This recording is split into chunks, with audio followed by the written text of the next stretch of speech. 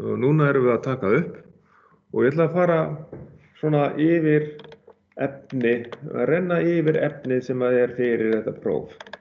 Við þurfum að kunna að reikna út straum til dæmis þegar við erum með 3 fasa skammhlaunsmótor. Ef það er gefin upp spenna og straumur og raunaflsstöðullinn og þannig að þið skuli æfa ykkur á þannig dæmum og þá er líka spurt hvernig á að tengja mótorinn, það sem við vorum að byrja á í tímanum, stjörnutengingu eða þrýstingstengingu og síðan hérna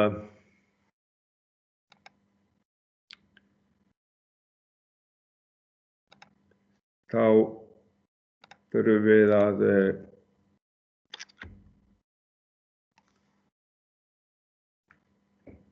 geta reiknað út þess að launafl líka og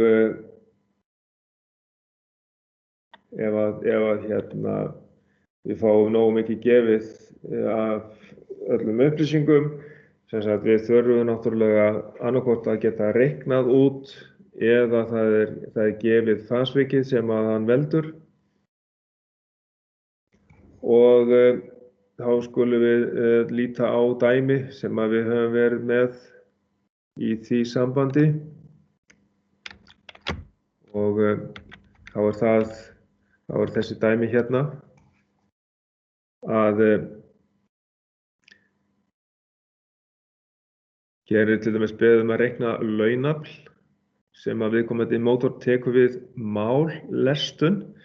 Sko þessi mállestun þýðir í rauninni fullt álag og þá getum við fundið það út ef við höfum reiknað út hornið og síðan af því að hérna aflstöðullinn var reiknaður út fyrr í dæminu. Við þurfum alltaf að finna út aflstöðullinn áður en við getum fundið hornið og þegar við vitum hornið þá getum við fundið sínusinn á horninu, sínusinn á 30,348, já þetta eru gráðurnar, sínusinn á gráðunum og margfalda sinnum straumur og sinnum spenna og sinnum rótin af 3. Þetta hérna square root 3, þetta þýðir rótin af 3, að þá fáum við launaflið. Og passa ykkur á því að nota þá volt ampere reaktív, stundum þetta gefið upp í kilovolt ampere reaktív. Og þá passa ykkur að færa kommuna á réttan stað þegar við gefum þetta upp í kilovolt ampere reaktív. Yfirleitt myndum við fá þetta svar ef við margfaldum spennu sinnum straum, þá fengjum við þetta í voltampere reaktív og síðan er búið að færa kommunu hérna 3 sæti til vinstri til þess að eða deila með 1000 til þess að fá þetta svarið út í kilowattum eða þið getið notað engineering units takkan á reiknivélinni, ENG takkan, til þess að færa á milli og já, færa á milli forskeita. En þetta dæmi 1917 er mjög gott dæmi til þess að æfa sig að reikna út sem dæmi. Að hérna gott æfingadæmi til þess að undirbúa sig fyrir prófið og vera duglegur í að hérna taka líka fleiri svona dæmi til að æfa ykkur á. En þegar við höfum þá er gott að skoða hérna fleiri atriði og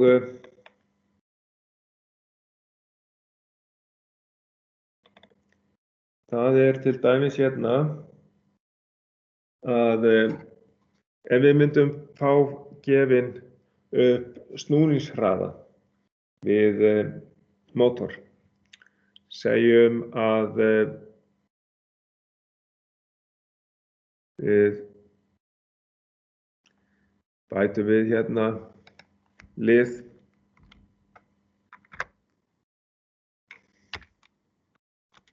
sem dæmi að hérna liður sem myndi segja hérna hve marga póla, af því það kemur ekkert fram í þessu dæmi. Hve marga póla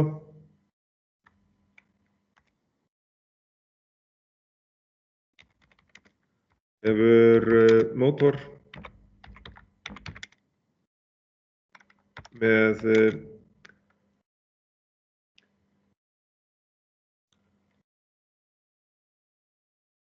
málhraða 1430 snúninga á mínútu.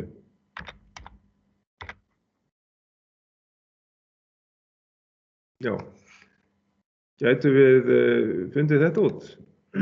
Hvernig finnum við þetta út?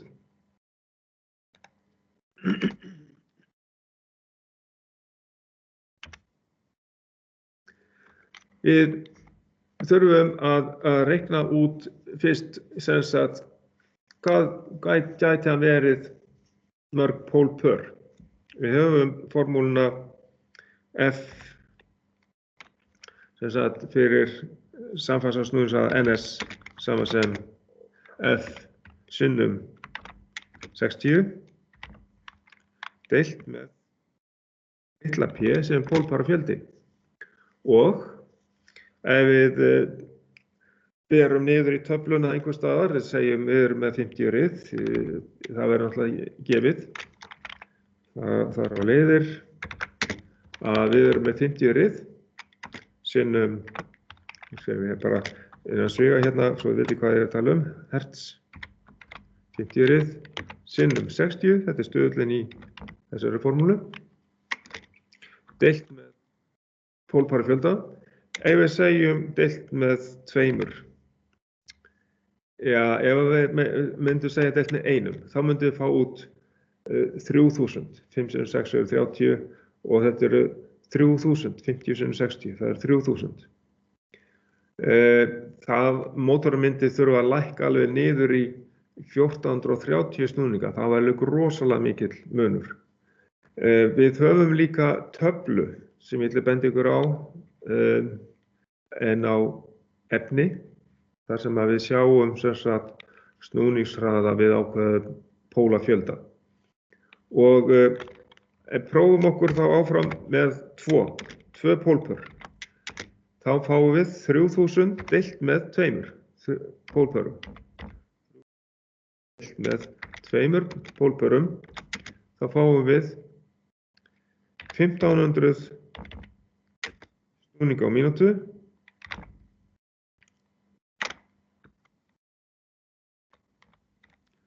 Og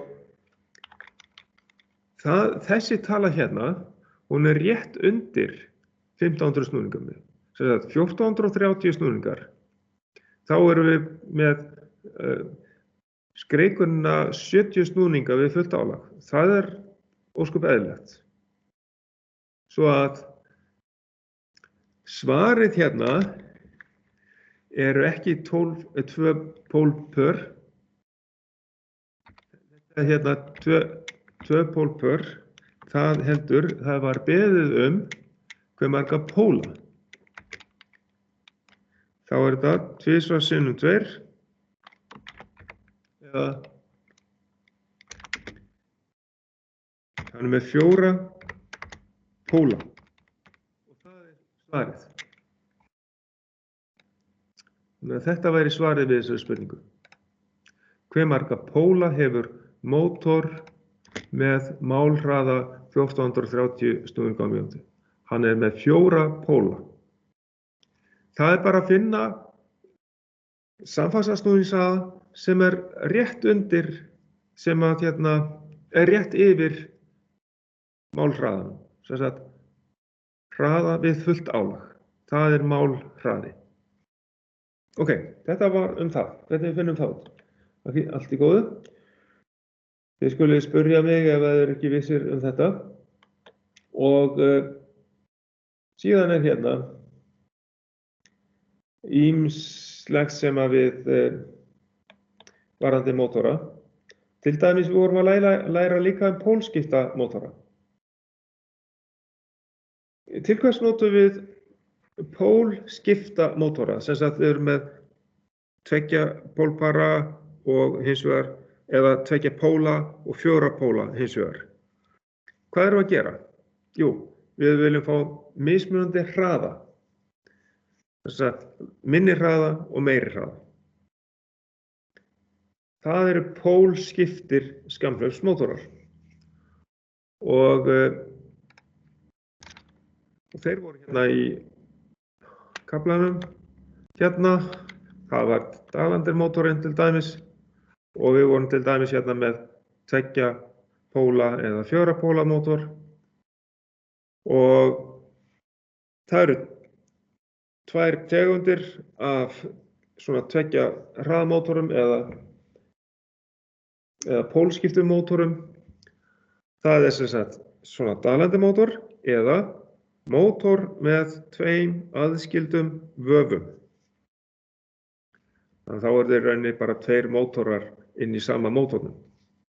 Þeir ganga á 2 mismunandi, maður getur sett inn sitt hvort hraða, minni hraða eða meiri hraða. Mótor með 2 mismunandi hröðum eða Dalandermótor. Það er það sem við erum með varðandi pólskipta mótora. Við fáum mismunandi hraða. Og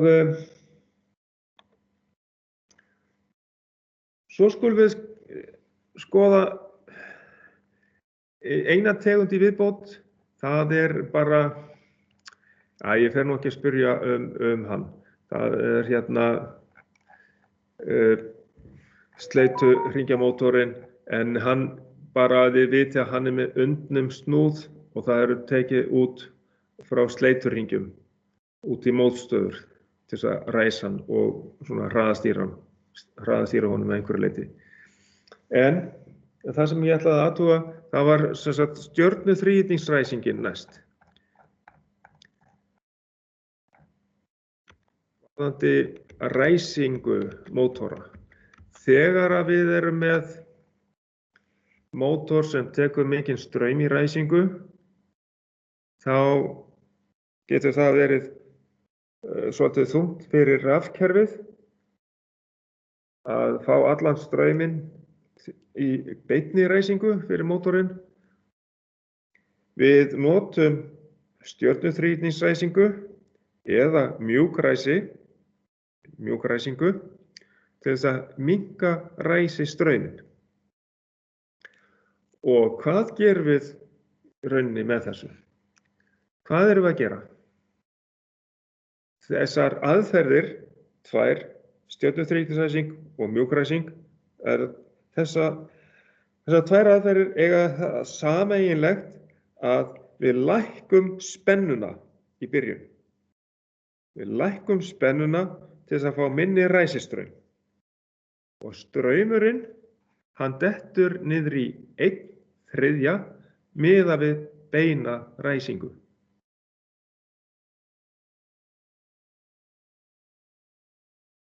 Og þetta segir hérna, ræsistraumurinn lækkar í 1/3 miðað við beina ræsingu. Sem sagt, beinræsing er beint, til dæmis þríhyrningstenging. Já, það er beinræsing. Og ræsivægið fellur líka, sem sagt, snúningsvægið. Og þess vegna getum við ekki látið mótorinn vera með mjög mikið álag. Ræsivægið fellur líka niður í 1/3. Og þannig að mótorinn hann vera lítið lestaður eða ólestaður eða minnsta kosti undir 50% í ræsingu. Undir 50% álagi í ræsingu.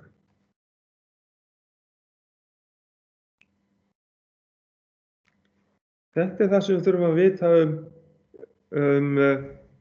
stjörnuþríhyrningsræsingu. Og með mjúkræsingu þá erum við að lækka spennuna til þess að minnka ræsistrauminn, en þar hægt að stjórna því betur. Þar ekkert alveg föst gildi sem að við lækkum strauminn niður í, en við getum stillt það, hve mikið við lækkum ræsistrauminn þar. En sameiginlegt að við lækkum spennuna inn á mótorinn til þess að hann taki minni straum, taki minni ræsistraum. Ok. Þetta atriði fyrir próf í varðandi stjörnuþríræsingu og mjúkræsingu.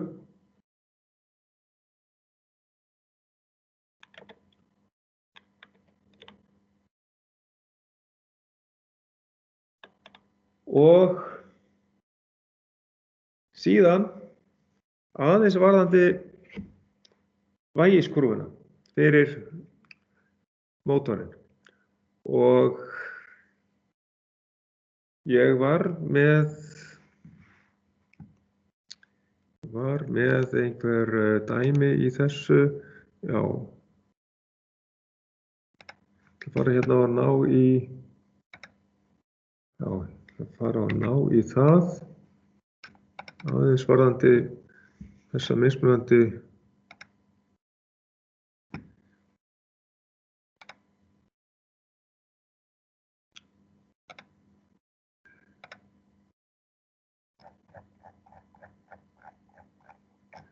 Þetta nú við, ég ætla að reyna að finna það.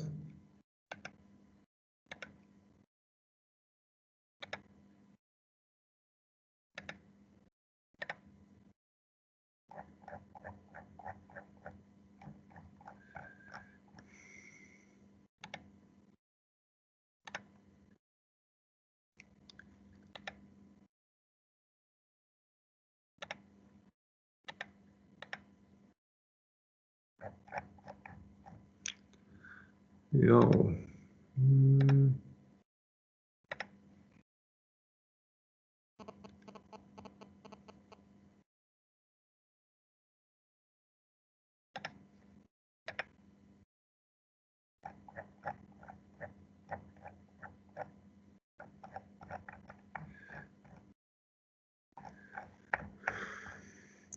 Já, varðandi vægiskúrfuna.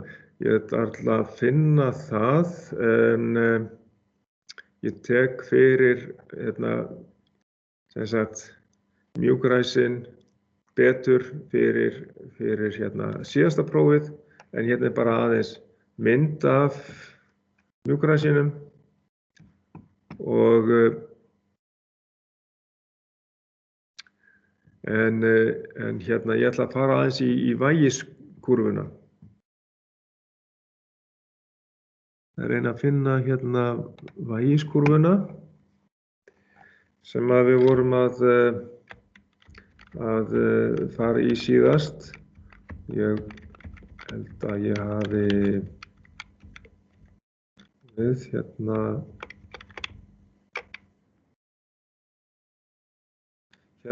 vægiskúrfan og hér eru merktir inn 3 staðir í bókinni. Það málvægi, hámarksvægi og ræsivægi. Og ég ætla aðeins að fara og velja með ykkur þessa staði fyrir ákveðna tegunda mótor. Og við höfum hérna listaði mótorastærðir undir efni í innunni, undir kaflanum formúlur. Og það heitir mótorastærðir, það skjal. Aðeins að opna það skjal. Já, ykkur, skulum sjá hérna. Þá erum við hérna með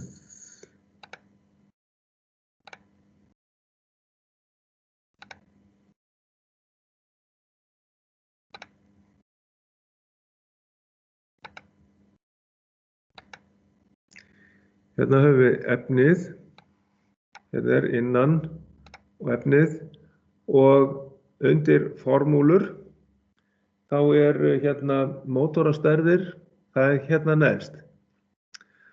Það er kannski best að færa það bara hérna alveg efst upp, mótorastærðir undir formúlublöð hérna. Og undir þessum formúlublöðum þá hafið þið allar þessar formúlur sem að þið getið haft með ykkur náttúrulega þegar þið takið prófið. Þið takið prófið heima á morgun í innunni, opnið það bara í innunni og hér eru allar formúlunar sem að ef að dugar, ef hérna það sem að þið eigið til á bara útprentað fyrir ykkur sjálfa, en þá eru allar formúlur hér eða öll formúlublöð önnur sem að við eigum til hérna í skólanum fyrir þennan áfanga, það er allt hérna. En mótorastærðirnar, við skulum opna þá mynd hérna og hérna höfum við yfir nokkrar gerðir af mótorum og við sjáum til dæmis að hér er upplýsingarnar hraða, sem sagt, snúningshraða að snúningshraðinn hérna sem sagt er 1500, þetta er samfasa snúningshraðinn. Já,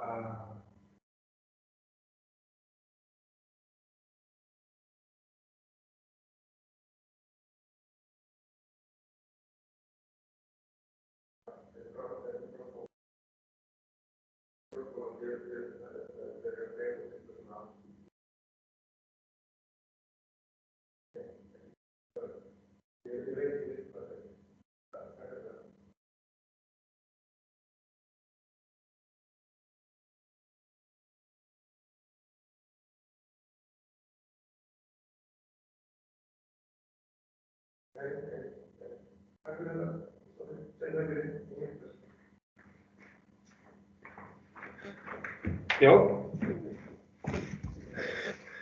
Hérna sjáum við sem sagt 1500 snúninga og við sjáum hérna með mótorana að þeir snúast á undir fullu álagi rétt undir þessu snúningshraða, 1500, 1400 og eitthvað.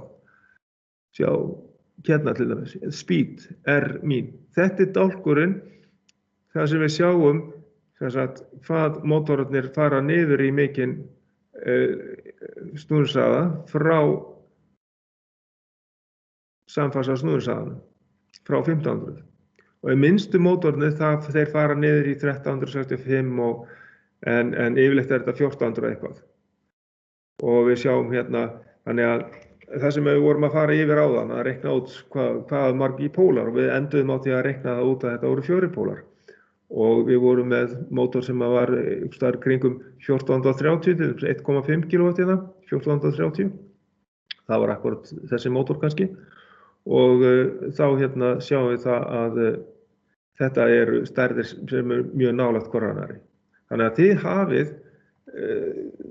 þetta í prófinu líka, þið notið þessar upplýsingar líka í prófinu og fyrir vægiskúrfuna þá reyna að setja þetta hérna til hliðar og vægiskúrfuna hér að þá þurfum við að ég get ekki fært þetta til, býtu nú við, hvernig fer ég að þessu? Ég verð eiginlega að hoppa á milli mynda bara. Ok, ég er með þetta hérna megin, ég verð að hafa þetta hér.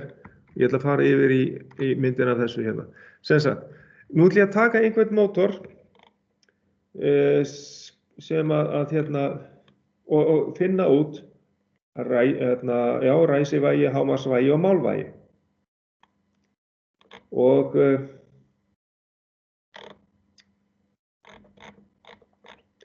Og tökum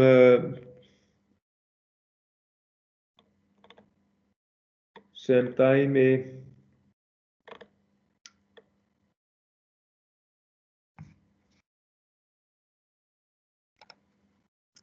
hérna til dæmis 5,5 kW mótor og þá sjáum við hérna að málvægið á honum, þá förum við hérna í tork, newtonmetra hérna. Og það var þessi hérna, lína 5,5 og tork hérna, newtonmetrar, það er 35,9. Og þá myndi ég setja þetta inn á, sem sagt, ef við ættum að merkja til dæmis eða segja hvað er málvægi mótors sem er 5,5 kW.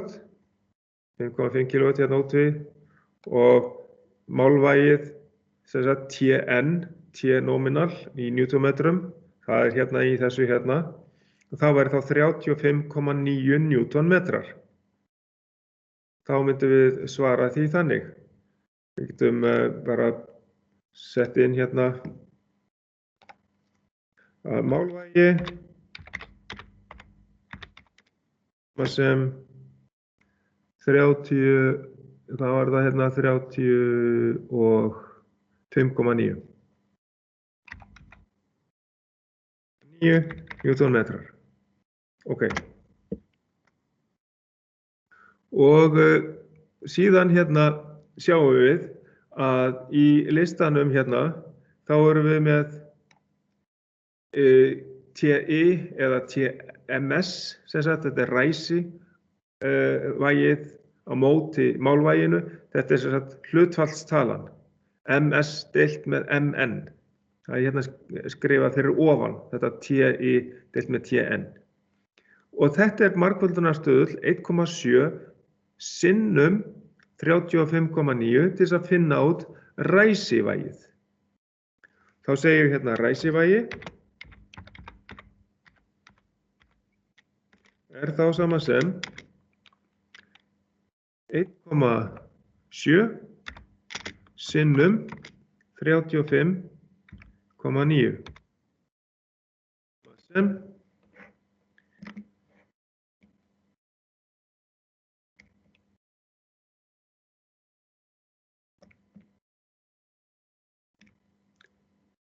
á 35,9 og það er 61 newtonmetri. Ok, 61 newtonmetri. Aha. En hámarksvægið, hvað er það mikið? Hámarksvægið. Þetta max þarna. Það er hins vegar hérna 2,4 sinnum 35,9. 4 sinnum 35,9. Og þá getum við fundið það.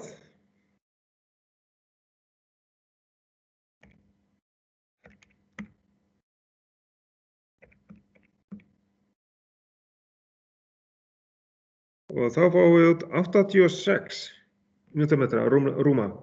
Segi bara 86 newtonmetra. Hámarksvægi. Ok. Núna, þetta er miðað við beina ræsingu. En ef við skoðum, ef við værum með stjörnuþríhyrningsræsingu, ID ræsing, þá er það ræsivægi verður þá. Það verður 61, bara 61, já, deilt með, það fer niður í 1/3, þannig að það er 61 deilt með 3. Já, þessi mótor, ef við ætlum að finna út hvað er ræsivægið á þessum mótor við stjörnuþríhyrningsræsingu, þá er það ræsivægi í beinni ræsingu deilt með 3.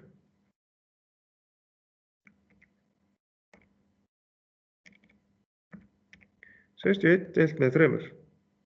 Það er 20,3 Newtonmetrar.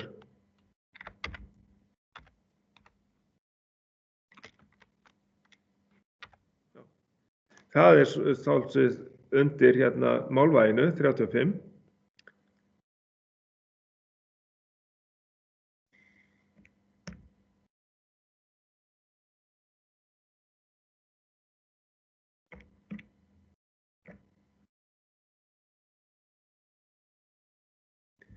Og hérna helmingurinn af málvæginu svona tæplega 18 Newtonmetrar. Þannig að við gætum sagt að ef að við værum með sem sagt upp að hálfri lestun, ef að myndi gefa þessi 20 Newtonmetra, þá myndi hann koma álagi af stað sem að væri 18 Newtonmetrar átak sko. Þannig að það myndi sleppa. Við sjáum það á þessu hérna. Því að helmingurinn af þessu hérna vægi, ef að segja hérna 35,9, helmingurinn af því er 17,95 eða tæplega 18 Newtonmetrar. Og þetta ræsivægi í stjörnuþrýstingsræsingunni, það er rétt fyrir ofan það. Fyrir ofan helmingin af þessu. Þannig að það getur passað að það sé hægt að ræsa mótor sem er með hálfu málvægi í ræsingunni. Álagi sem er hálft málvægi á mótornum. Þannig finnum við út hvað ræsivægið er í stjörnuþrýstingsræsingu. Þá er það ræsivægi við beinaræsingu deilt með 3. Ok, nóg það. Getum kannski merkt þetta inn á myndina eða sem sagt svo að þið áttu ykkur á því hvað þetta er, að þá myndi hérna ræsivægið, það er hérna, það er byrjun þegar mótorinn snýst mjög hægt eða er í kyrrstöðu, það er ræsivægið. Og hámarksvægið hérna, Nmax, þá myndum við setja þarna 86. Ræsivægið var hérna 61 Newtonmetri. Og síðan málvægi, það hérna, það er rétt undir sem sagt, þar sem að mótorinn verður komin upp í samfarsasnúningshraðann. Hérna er samfarsasnúningshraðinn 1500 og hérna er snúningshraðinn við fullt álag, 1400 og eitthvað snúningar. Og þar er hérna á kurfunni, þar er álag, fullt álag á mótorinn. Það er þetta hérna. Þetta er fullt álag þar sem getur gengið endalaust. Og það er, já, þessu mótor er hérna 35,9 Newtonmetrar. Það er málvægið. Þannig finnum við þetta út. Ok. Svo að þið eigið að geta merkt inn á þessa kurvu eða merkt við eitthvað svör varðandi þessa kurvu. Og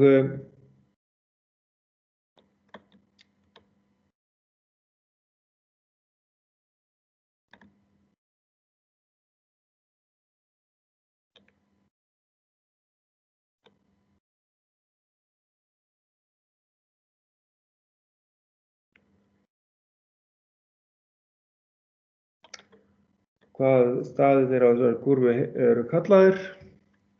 Þá hérna svaraði því ræsivægi, hámarksvægi og málvægi.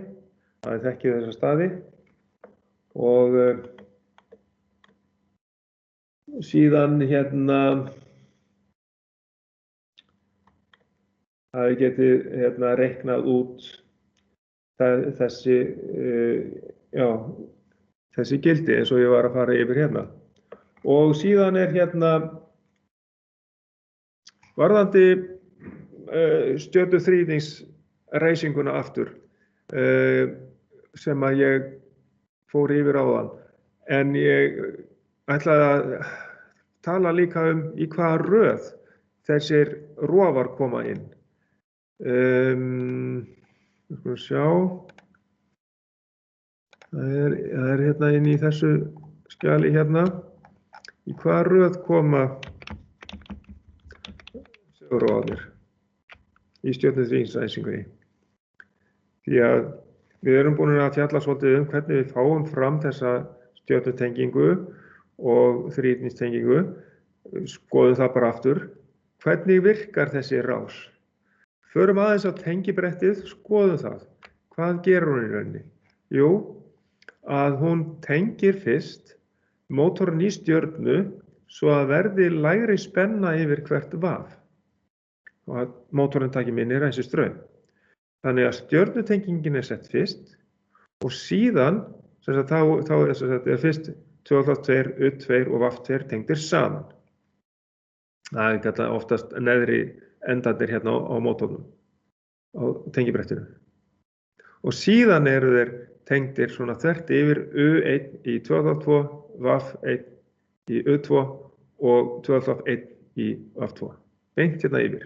Það er þríhyrningstengingin. Og þetta er gert með þessum segulrófum. Hvernig gerist það?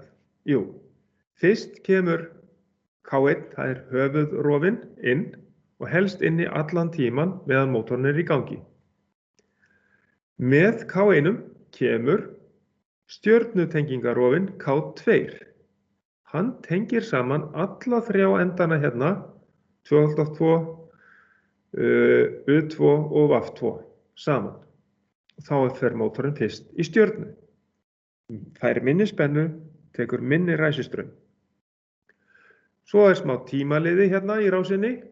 Það er þessi tímaliði hérna. Hann gefur honum svolítið tíma til þess að komast á ferð og hann nær það bil 70–90% af málhraða.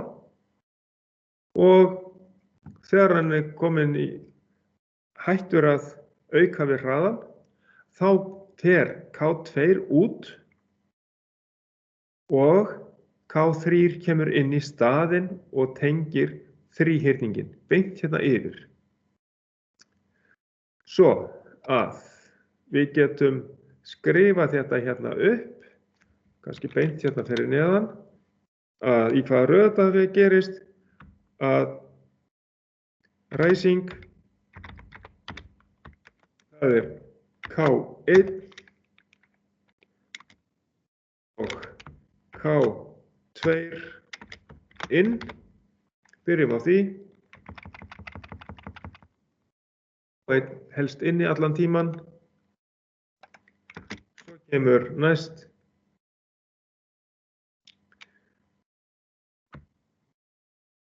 næsta skref, þegar hann er komin á ferð, þá ætlum ég kannski að setja hérna eitthvað svona.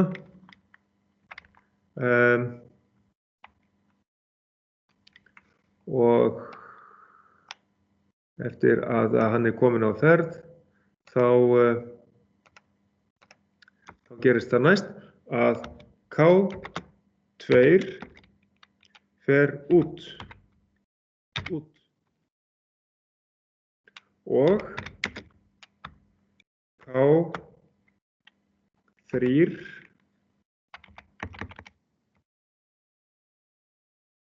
inn. Og þá er þríhyrningstenging.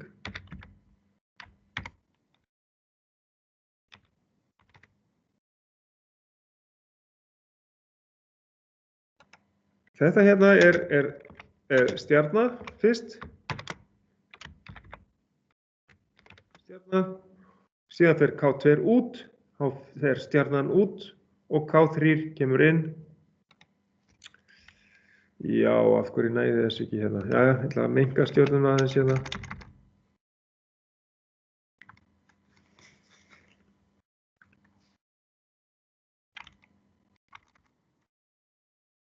Ég segi bara Y. Ok, Y-tenging og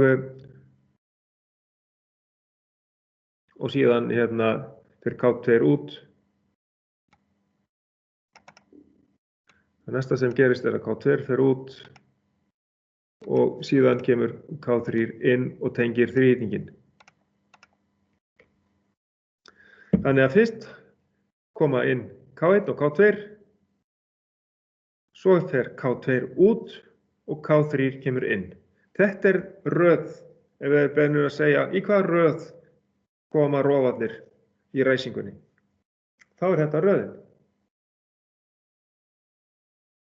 Ok. Þá það frá og svo við vorum líka með færiband og 3-fasa mótor, við erum eftir að spá í það. Ef við erum með 3-fasa mótor, þá erum við að stjórna kannski einhverju færibandi og ef við tengjum hann bara svona, þá snýst hann í eina átt, ekki satt. Ef við ræsum hann með S2 þá kemur K1 inn og þá fær hann bara þessa fasaröð, L1, L2 og L3. Hvernig getum við látið færibandið snúast í hina áttina?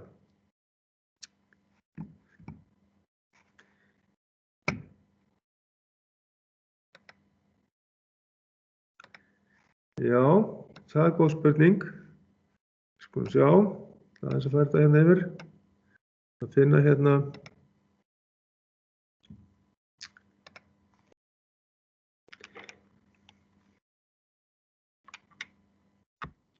Hvernig gerum við það? Ef við erum með 2 segulrófa, þá getum við látið færibandið snúast í sitt hvora áttina.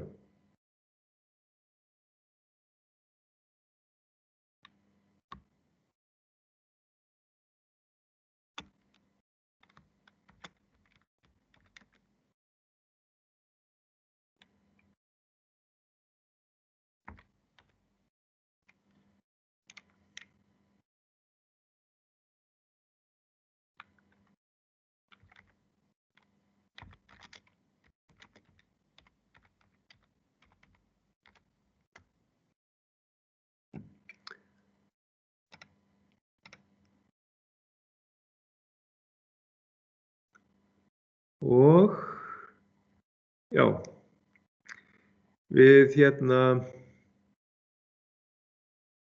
við getum sagt að með því að já, ætla að reyna að ná í býtum við, já, að ná í mynd að þessu, svona einfalda mynd fyrst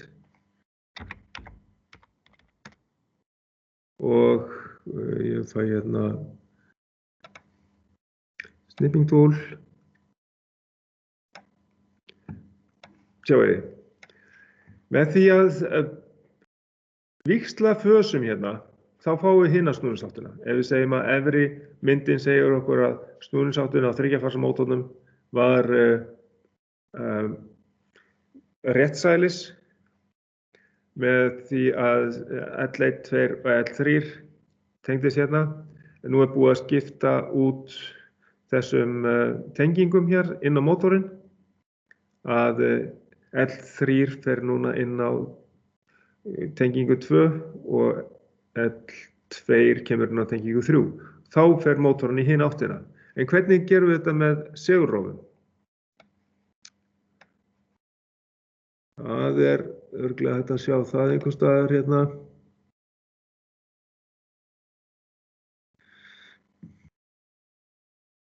Það fá aftur snipping tool mynd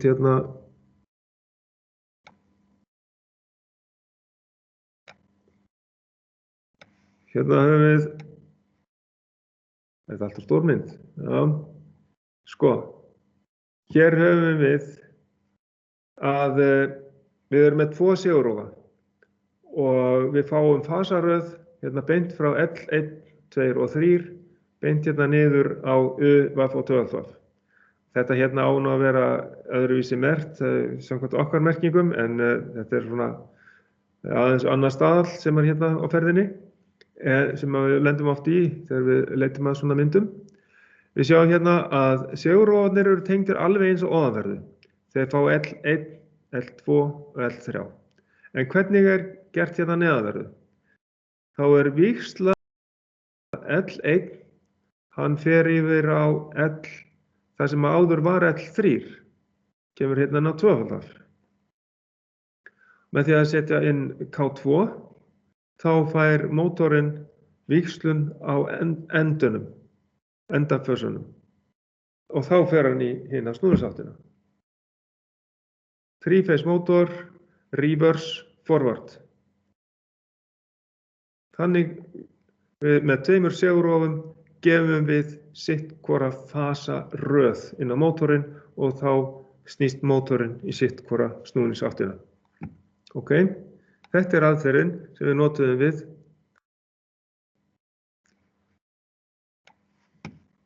gott mál. Og þá man ég ekki eftir fleiru til þess að fara yfir með ykkur. Að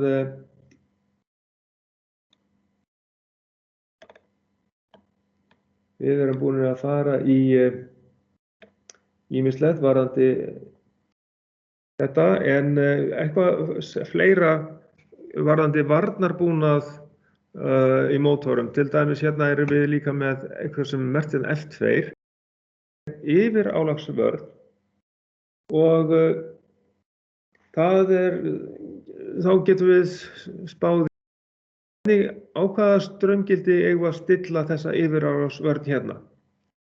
Jú,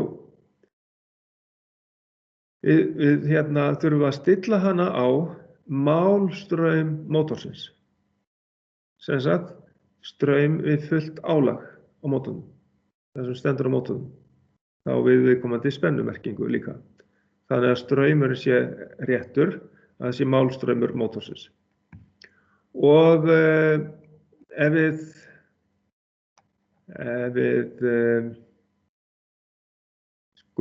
skulum finna út, til dæmis, hér tekið dæmi frá 5,5 kW mótorinn sem við vorum með áðan. Hvaða straum myndum við stilla þá á hann? Sjá, ekki við með þetta hérna? Já, færa þessa mynd aftur hingað. Hérna höfum við straum við fullt álag á þessum 5,5 kW mótor. Þá erum við með hérna IN hérna í amperum. Þá erum við með 11,1 ampere. IN, current hérna, IN, 11,1 ampere. Þetta myndum við stilla yfirálsvörnina á. Ef við hins vegar værum að stjörnu þríhyrningsræsa þennan mótor og værum með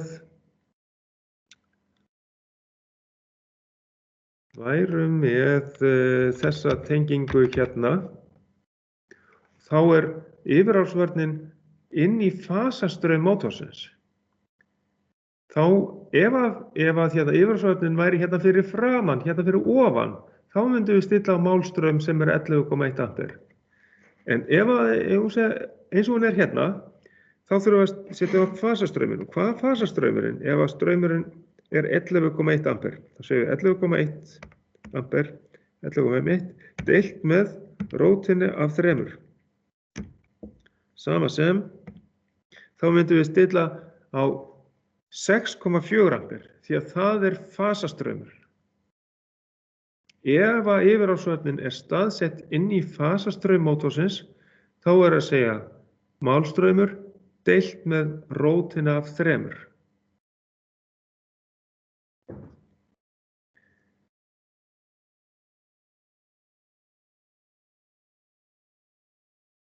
Þannig að þá held ég að ég sé búin að fara yfir þau atriði, kannski eitt í viðbót.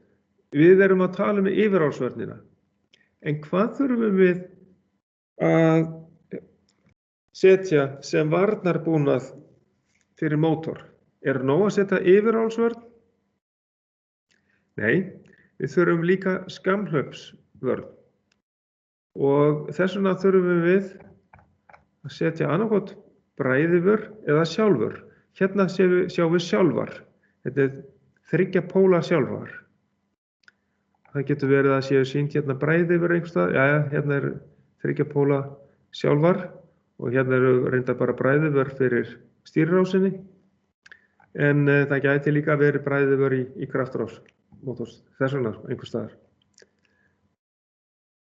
En algengara er nú til dags að við sjáum að það eru sjálfur og líka svona sjálfvarróar sem er bæði með skammhlaupsvörn og yfirálagsvörn í sama húsinu.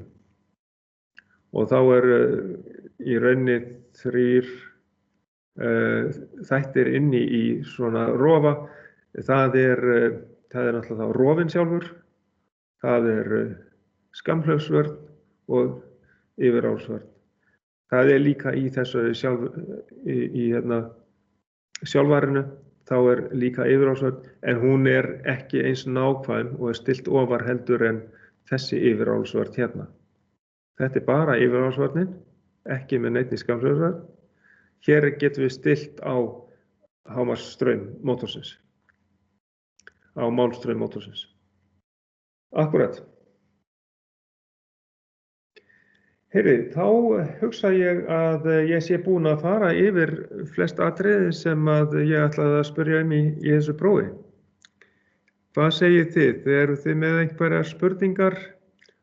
Haldið að ég sé búinn að fara yfir allt? Eitthvað sem haldið að ég gleymi? Nei, þá erum við búin að gleyma það sjálfur, en munum bráði á morgun og þá spyrjum við þig. Já, ok. Þá bara farið þið inn á efnið til að fá ykkur